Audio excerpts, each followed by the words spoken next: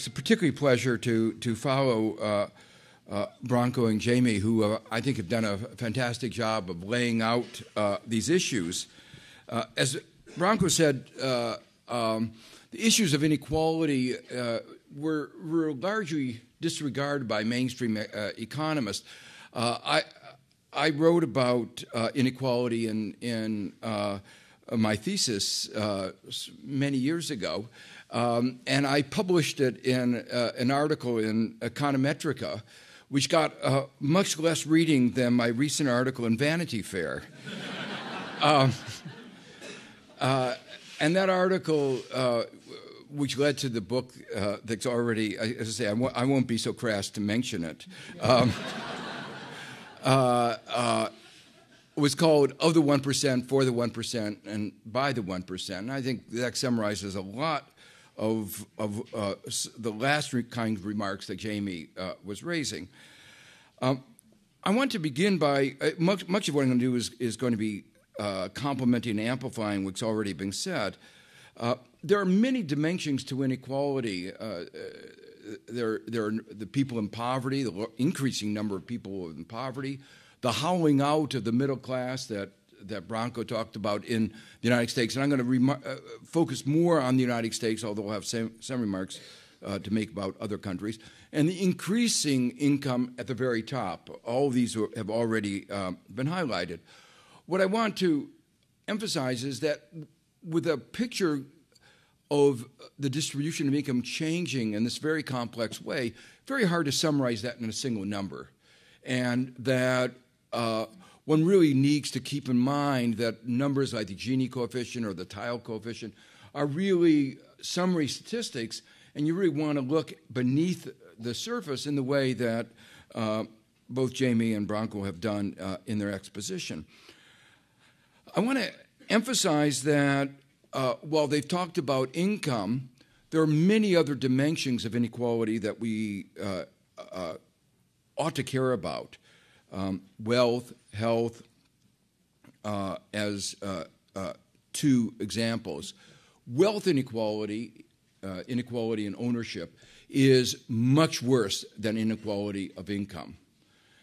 Just to give you a couple of numbers, the top 1% of the United States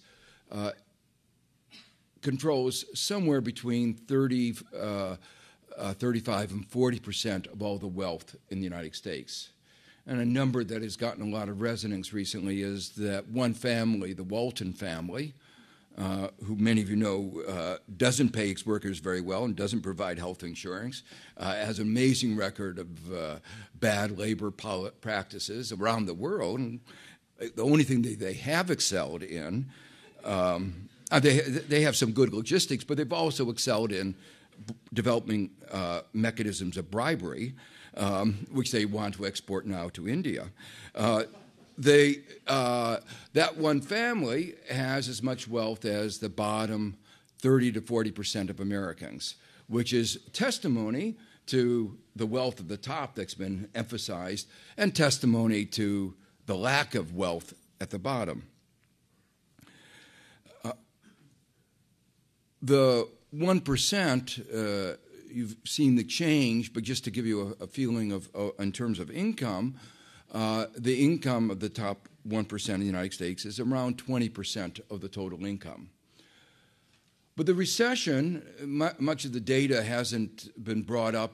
It's difficult to get data, and I don't do as thorough analysis of the data as either Branko or Jamie. But the data of the top 1%, and a lot of this data comes from looking at income tax returns, and let me reiterate what Branko said. Income tax returns almost surely underestimate. As you know, one of the presidential candidates keeps his money in the Cayman Islands, and what we know is that he pays 14% of his reported income in taxes, but we don't know anything really about the reason money is in the Cayman Islands isn't because money grows better in the sunshine of the Cayman Islands. So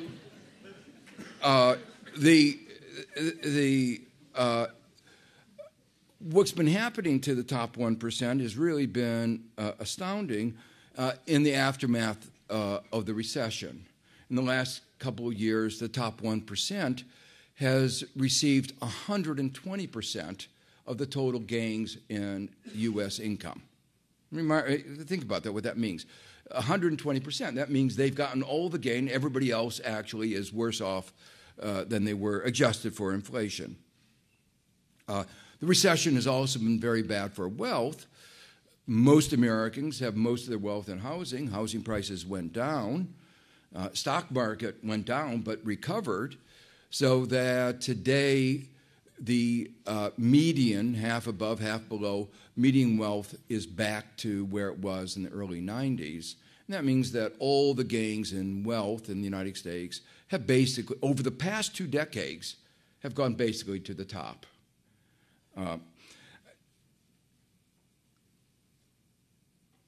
One of the useful aspects of the cross-country comparisons that have been made is to highlight the fact that these changes have not gone on in every country. And in particular, there have been dramatic improvements in Latin America and a few of the Latin American countries. At least in a couple of them, it's not just an accident. There have been deliberate policies that have helped contribute to the reduction in poverty and the improvement in the middle. That raises a fundamental point, and I want to, in a way, one of the big issues that Jamie's work is concerned with is what are the underlying causes of this increase in inequality that we see in a number of seen around most of the world, and particularly in the United States. And let me say, I didn't mention this, but I think it was sort of reflected in some of the data that was presented. The United States is exceptional. We have the highest level of inequality of any of the advanced industrial countries. Another way in which we are exceptional, and one of the dimensions of inequality that I didn't mention, I should have mentioned, which I think is an important dimension, is mobility, opportunity. What is the chance of somebody moving from the bottom to the middle or the bottom to the top? When you talk about inequality politically in the United States, many people on the right will say, well, we're not interested in inequality of outcome. After all, if somebody works harder, inequality of outcome is not what we're concerned about. We're really concerned about inequality of opportunity. Well, then they should go on to realize that America is among the worst, if not the worst, of the advanced industrial countries in terms of equality of opportunity. That the notion of America, opportunity as a dream, the American dream, is basically become a myth. Now, obviously, we all know stories of people that made it from the bottom to the middle, bottom to the top, and they get newspaper publicity, partly because the newspapers write about things that are unusual. But what economists or sociologists care about is what are the life chances? What are the probabilities of moving from the bottom to the middle or the bottom to the top? What is the correlation between a parent's income and the child's income? And the fact is, in terms of these statistics, America is much worse even than most countries in old Europe, and very much worse than the Scandinavian countries. A young American life prospects are more dependent on the income and wealth, education of his parents than in almost any of the other advanced industrial countries. Well, the fact that there are these differences across countries raises a very important point. What it means is almost surely it's not just economic forces that are shaping inequality and inequality of opportunity. It's how we shape those economic forces. The forces of globalization are going on everywhere. Everywhere in the advanced industrial countries are basically the same. There's a difference between the developed and the developing countries, but within the developed countries there are similar circumstances, and one might have thought that would play out in similar ways. But we take different policies to shape these forces. One I'll come back to is how we, and Jamie mentioned this, the scope that we give the financial sector, and the scope we give for financial sector deregulation and liberalization. Now, if you had a lot of standard economists and you were trying to explain inequality, there's a very simple theory. The basic idea is marginal productivity theory. This was the theory that was developed in the 19th century to explain inequality, and it said that the reason some get paid more than others is that they are more productive or they own more assets. So explaining inequality is actually a pretty simple thing. All you have to do is explain the relative return on different assets, human capital, physical capital, and you have to explain the evolution of the endowments, how much capital people have. And explaining that, then you have a theory of inequality. Well, the crisis has really exposed the fact that that theory, which has been long held, is not totally convincing. An example that brought it home was that the bankers wound up taking home huge bonuses when what was their social margin of productivity, bringing their company to the brink of ruin and bringing the global economy to the brink of ruin. So it's very hard to say what was their social margin of productivity. You can't justify those mega bonuses in terms of a social contribution. But the criticism of this theory actually goes broader. If you look at the people who are at the top, that top 1%, which in top 1/10 of 1% that has gotten so much of the wealth, a lot of it has to do with what economists call rank seeking. You look at the list of people, a lot of people who are monopolists and gotten large amounts of monopoly ranks among the top 2 or 3 of the people in the world in terms of wealth are among those people who've extracted monopoly ranks. A lot of CEOs who take advantage of deficiencies in corporate governance have been able to get for themselves a disproportionate share of the revenues of the corporation for themselves. The question is, how do we distinguish between these two different hypotheses, that is, margin of productivity or rank seeking? Let me say one more word about rank seeking. One of the, we talk about ranks, we're used to thinking of the Middle East, oil countries, as associated with rents. And these are rank-seeking economies, and these are economies with high levels of inequality. We're not used to thinking of the United States as a rank-seeking economy or the UK as a rank-seeking economy. But when you start looking at detail, you look at the financial sector, you look at the role of monopolies, it becomes very clear that rank-seeking is very important.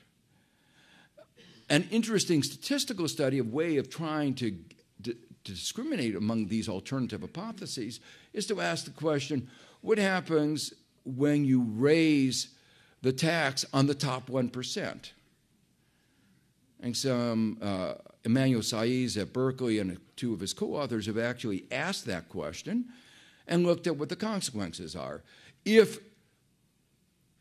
the major explanation of what was going on was marginal productivity theory, you would have thought raising the taxes would discourage work and you would see lower economic growth. Would contribute less. On the other hand, if it is rent-seeking that's going on, if you tax rent-seeking, people will put less effort at rent-seeking, and you will succeed in getting less inequality and won't have an adverse effect on economic growth. Well, the fact that I'm mentioning it, you know what the result was. That higher taxes at the top did not lead to slower economic growth. Now, that's an idea, of course, that one of the two parties simply rejects. But that party often rejects any fact-based analysis. So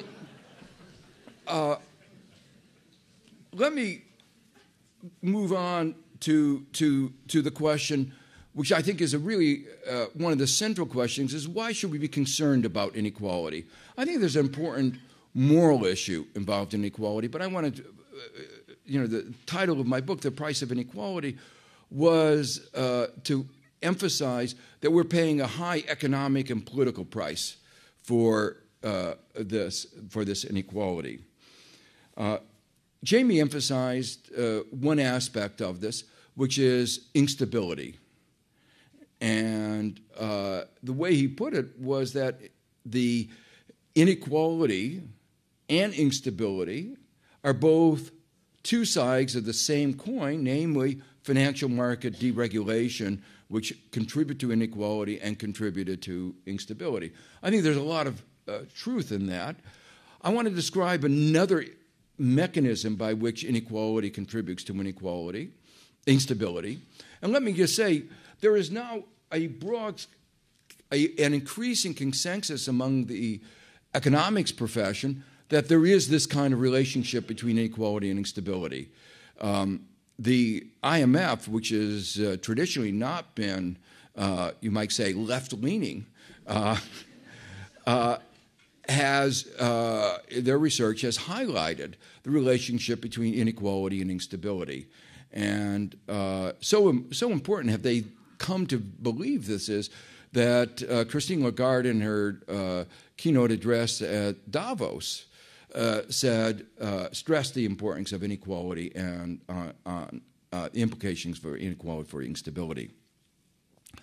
Well, one of the mechanisms relating to the two is that people at the top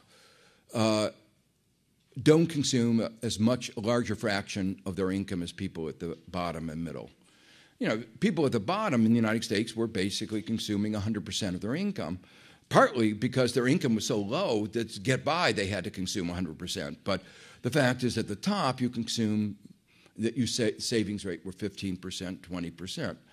Now, what does that mean? That means that were there not for government some form of intervention, with this growing inequality, aggregate demand would be weak, and the result of that weak aggregate demand is economic performance wouldn't be good.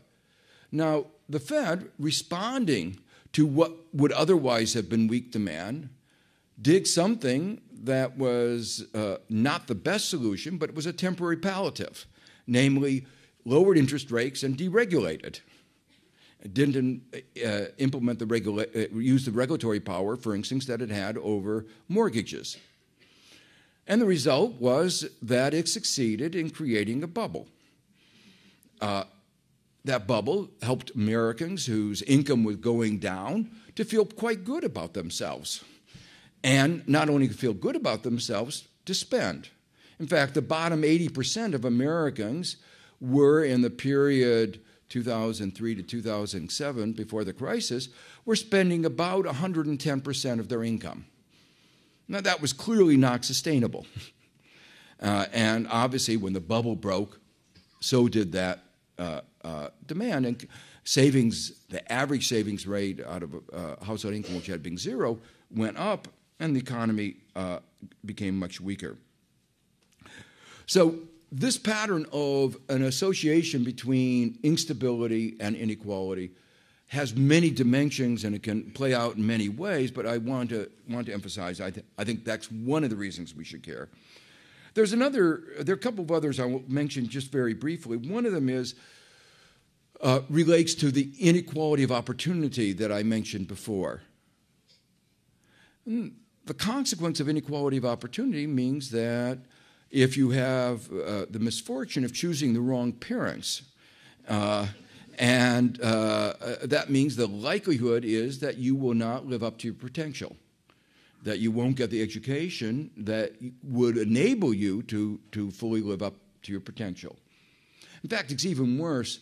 Some research done by Janet Curry here at Columbia pointed out that the problems start even before children are born, that poor poor mothers are exposed to environmental hazards that lead to low-weight births, and that low-weight births are systematically correlated with lower income later in life. Well, so when you're not using one of your most important assets, the young people, you are going to have a less efficient dynamic economy.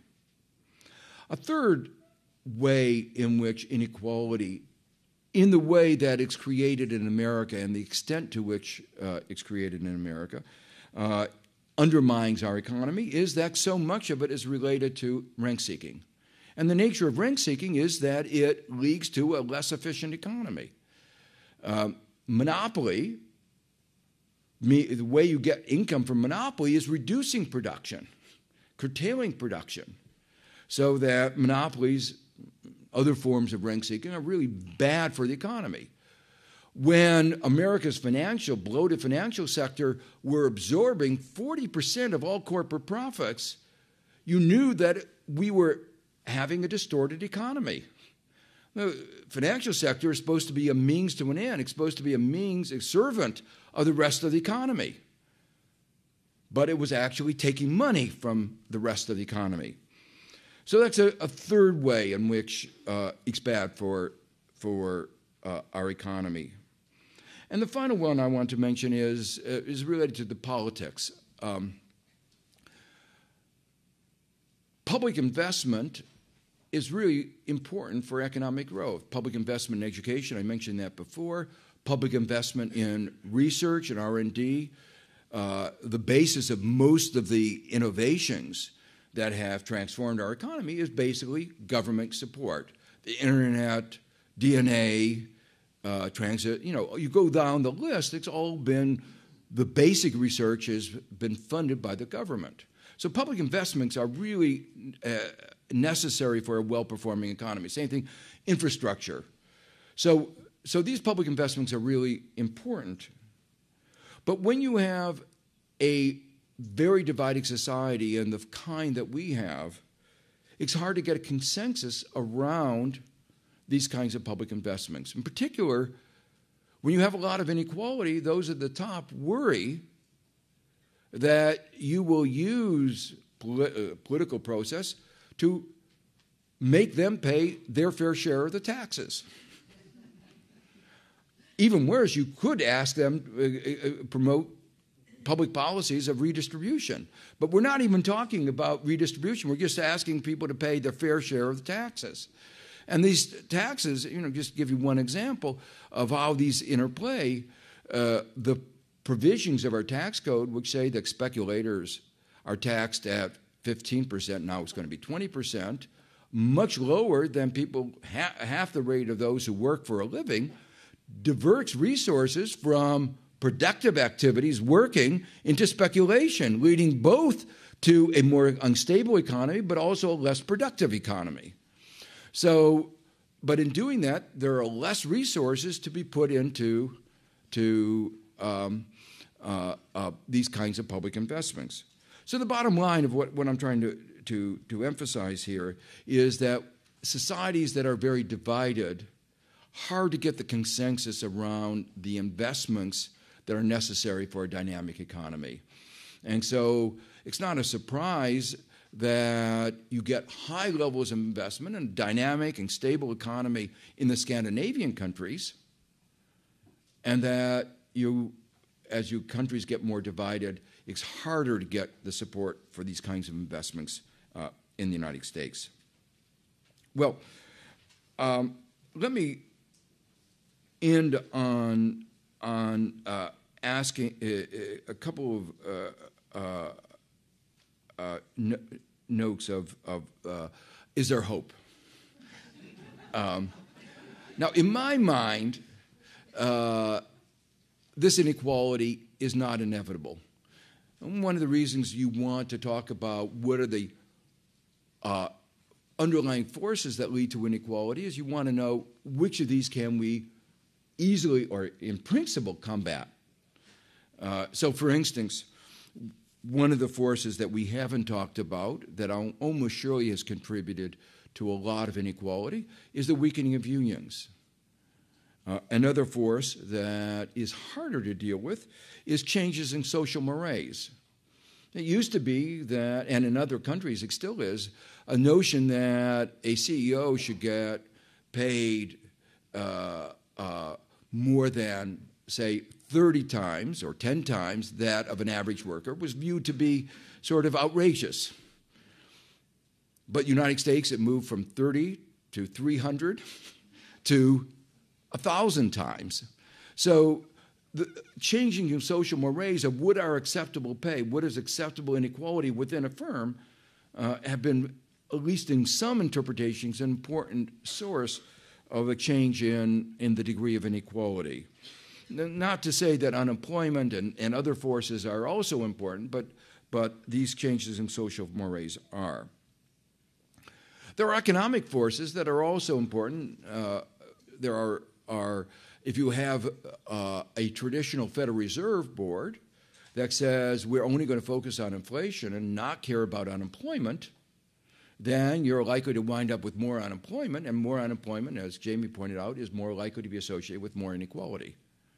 If you have change in the policy, you can change the degree of inequality. There are other economic forces. The direction, there is a school of thought that has emphasized what they call skill-biased technical progress as a major factor in contributing to inequality. The extent to which that is true remains controversy, and I'm not going to comment on that. But even if it's true, if the firms make a decision about the direction in which they invest their resources on innovation, if we charged environmental prices for pollution, they would have more of an incentive to do something about reducing their environmental footprint and less incentive to try to save labor in the face of unemployment. So the bottom line of all this is that there are many policies that will lead to bringing inequality down from the extremes. And I really say that Jamie's metaphor here, it was really a good one. The problem is not the existence of inequality. There will always be inequality. The question is the level to which it's come in the United States has now reached a problem that we really need to deal with. There's a long list. I don't have time to go through it. I suggest you read the last chapter of my book to discuss all the list of mechanisms by which we could bring it down. The real issue is the politics, I think, in the United States. The question is, inequality has reached the level that it has, combined with a political process which gives more weight to economic inequality, so that the economic inequality interplays with the political inequality, leading to rules, regulations that support the rent-seeking economy that we've become. And the question then is not the economics, but really, can we break into this nexus? Can we change? Can we reform the political process? There is an element of hope because there have been a couple of other periods in our history where we've reached high levels of inequality, the Gilded Age, the Roaring '20s. In each of these, we pulled back from the brink. Latin America has reached high levels of inequality, and it pulled back from the brink. And the question then is, as our inequality has reached these new high levels, will we pull back from the brink? Thank you.